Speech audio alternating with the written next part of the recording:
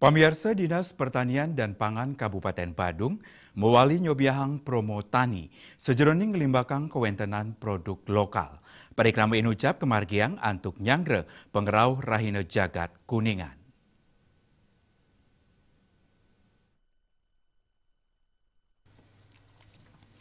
Kepala Dinas Pertanian dan Pangan Kabupaten Badung Iwayan Wijana Mausang promo tani puniki kemargiang antuk nyobiahang kewentenan produk pertanian ring Badung.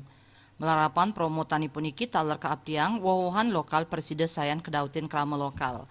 Pai ketandani nadunang kalidasa diri petani lokal antuk ngadol produk pertanian saneng ranjing ring pabuat pokok ritat kala rahina jagat kuningan.